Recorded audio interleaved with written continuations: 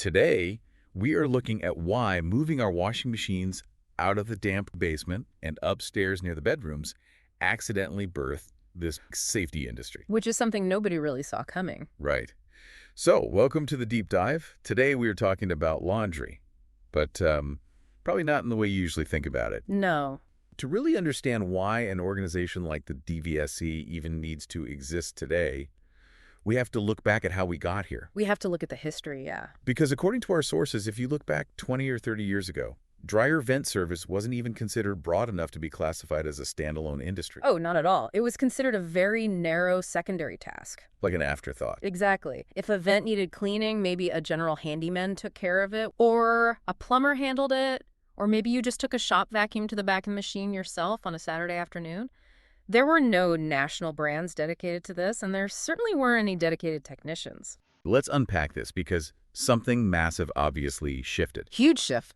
Because the document points out that today we have an entire industry, a huge volume of local independent providers, and record numbers of technicians who do nothing but service dryer vents all day, every day. Yes. What on earth caused that kind of explosive growth? Well, it really boils down to a fundamental shift in modern construction trends, and it was driven entirely by consumer preference. Think about homes built decades ago. The laundry machines were usually sitting right against an exterior wall in a drafty basement, so the exhaust vent was a straight, very short piece of metal, maybe a foot or two long at most, and it just punched right through the wall to the outside. So the hot air and lint had a very short, very easy trip outdoors. But think about where people want their laundry rooms today. Oh, upstairs. Definitely. Right.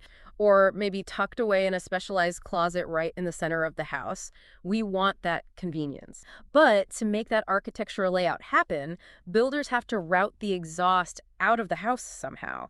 So modern construction requires much, much longer exhaust vent lines. Every time you add a foot of pipe, or especially like a 90-degree turn, you are severely restricting the machine's ability to push that air out. That is the core issue right there. Every single bend creates static pressure. Okay. It slows the airflow down. And when the airflow slows down, the heavy, wet lint drops out of the airstream, and it just sticks to the walls of the duct. Oh, man. So it just builds up in there. The machine just chokes. That is a highly accurate way to visualize it, because the machine chokes, it runs hotter, the thermostats fail, and the risk profile of the entire house completely changes. Yet for decades, as dryer vents got longer, more convoluted, and frankly much more dangerous, they were essentially treated like a DIY afterthought. Which brings us directly to the creation of the Dryer Vent Safety Council. Yes, the DVSC. They looked at this consistency gap. The DVSC was formed as a 501c6 nonprofit trade association based out of Washington, D.C. I want to pause there for a second because they exist specifically to advocate for the professionals in the industry and to elevate the trade itself. Exactly right. Their entire organizational structure is built around professionalizing the industry. They protect the public by elevating the standards of the people actually doing the work. And they have a motto that I absolutely love. Consistency reduces risk. It wasn't that there were zero rules before the DVSC. Oh, no, it was almost the opposite problem. There were too many different conflicting voices shouting all at once. Right. It's not just a vacuum of regulation. It's an incredibly noisy space. What's fascinating here is the massive, well, the alphabet soup of regulatory bodies that touch on this one single household system. I saw that in the document. It's crazy. It really is. You have the International Code Council, or the ICC. You have the National Fire Protection Association, the NFPA. Right. Then there's the United States Fire Administration, the Consumer Product Safety Commission, Underwriters Laboratories, and on top of all of that, the maintenance guidelines from the actual appliance manufacturers themselves. It makes my head spin just hearing all those acronyms. But, I mean, why do they conflict? Shouldn't they all just want the house to be safe?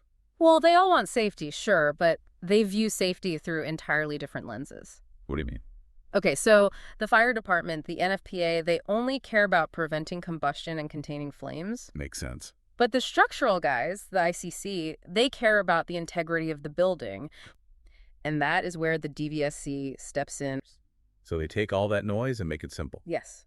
They turn that alphabet soup into a highly actionable field baseline. Okay, so they have this noble philosophy of absolute consistency. The source document outlines 3 core objectives, or like strategic pillars, that the DVSC uses to enforce this discipline in the real world. Yes, the 3 pillars. The first of those pillars is standards and practices. This is where the theory actually hits the drywall. Right. The council is very clear that establishing a true industry baseline requires a lot more than just basic adherence to local building codes. Now, here's where it gets really interesting.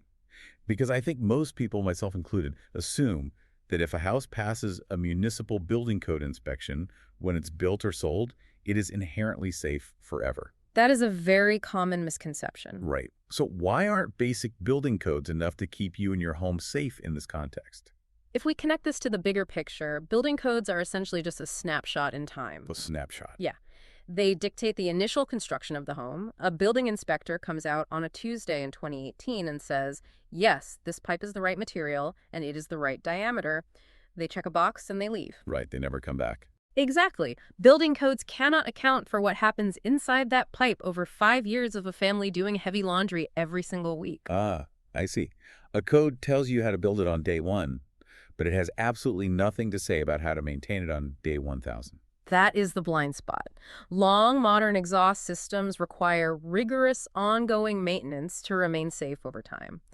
That is why the DVSC's first pillar goes far beyond the initial building code. So what do they actually do instead? They champion directives from all those recognized authorities we mentioned, but they demand rigorous ongoing inspection protocols. They demand objective field testing and strict alignment with the manufacturer's recommended maintenance cycles. Wait, hold on. What does objective field testing actually look like? Are they bringing, like, wind tunnels into my laundry room? Not quite a wind tunnel, no, but they are bringing hard science into the laundry room. Instead of just looking in the pipe with a flashlight and saying, looks clean, a DVSC standard might require measuring airflow coming out of the exterior vent. Oh, so they measure the actual flow. Yes, using an anemometer.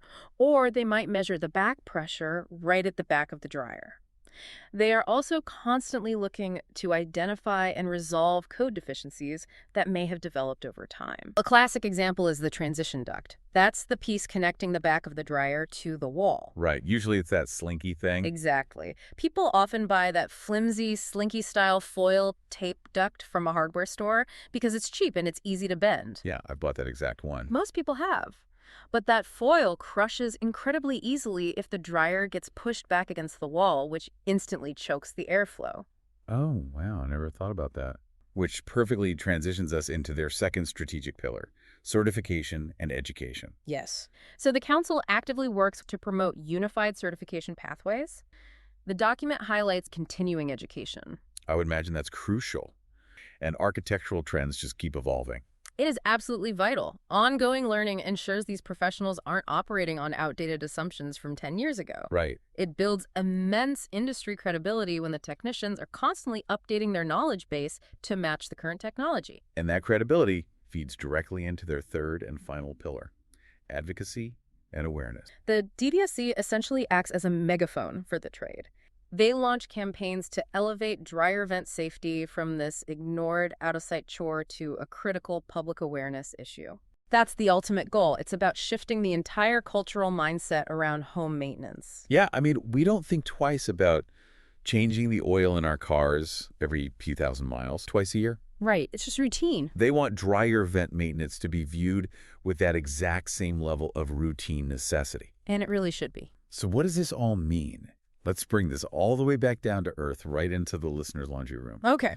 We've traced a really amazing journey today. We covered a lot of ground. We did. We started with a narrow, almost non-existent chore from 30 years ago and saw how the simple consumer desire to move a laundry room to the second floor of a house just fundamentally transformed it. It really makes you look at the walls of your own house a little differently. Well, thank you for joining us on this deep dive. Next time you press start on that seemingly mundane load of laundry, we hope you'll take a moment to look a little closer at the unseen systems working incredibly hard, and thanks to organizations like the DVSC, hopefully working safely to keep your home running.